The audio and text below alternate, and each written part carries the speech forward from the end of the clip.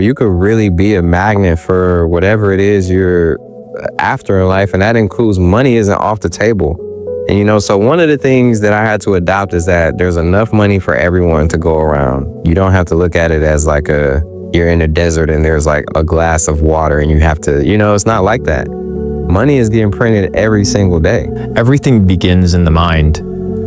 In order for something to become real, it needs to first be thought, because thought is energy, and thought becomes manifested through action into the three-dimensional world, right? So action is what makes the thought reality, but it all works together. That's why Paul says, without what? Works, faith is dead.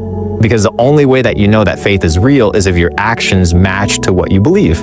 Because if you believe something, but you don't do what you believe, do you actually believe it? Or are you just a hypocrite? So everything is in symbiosis. You need to control your thoughts, because your thoughts lead to actions. Actions lead to habits. Habits lead to behavior. Behavior leads to lifestyle. Lifestyle then what? Feeds back to your thoughts. Because what you feed is what you spend time on. Albert Einstein said, imagination is everything. It's a preview to life's coming attractions.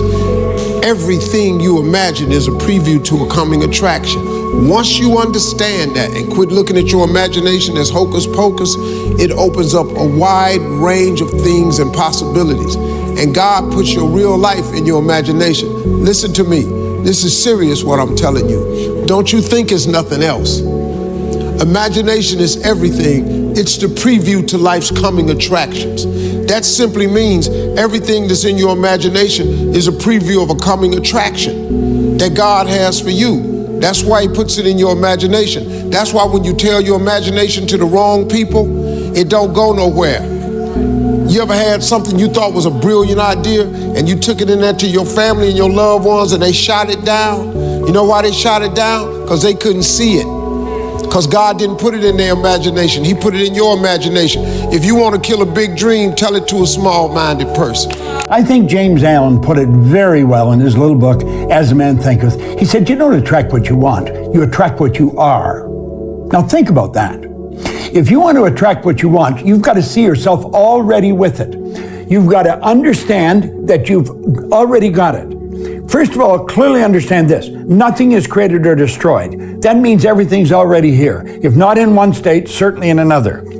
Where did the iPhone come from? The iPhone came from a series of ideas that individuals entertained in their mind.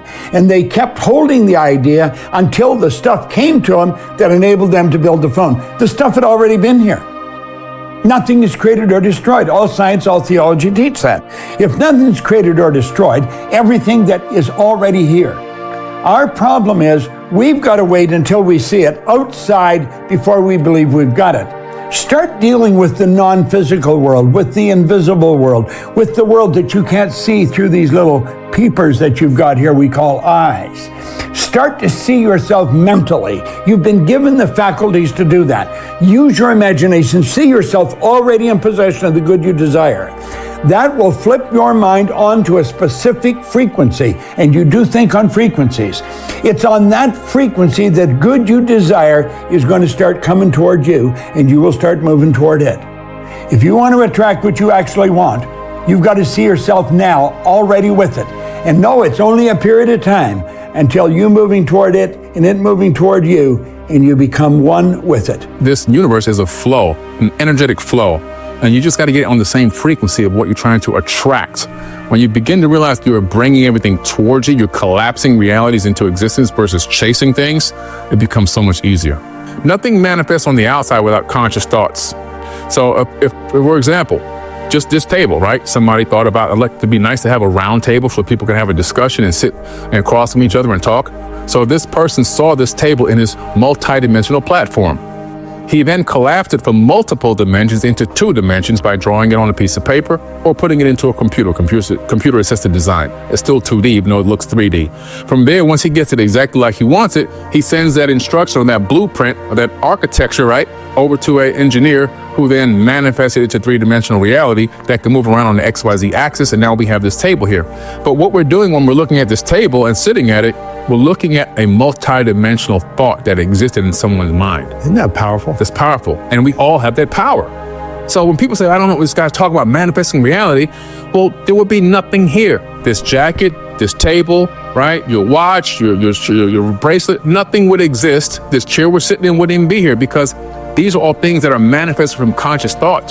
So we're creating reality every single day and we don't even realize it. We're taking it for granted.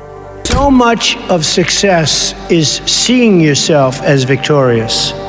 You have to see yourself. You have to really believe in yourself. You have to see yourself as victorious. Vision is going to direct your life if you let it. Use it constructively. See what you want. Don't spend any time thinking of what you don't want. When you get a picture in here, make it big, make it beautiful. You'll be glad you did.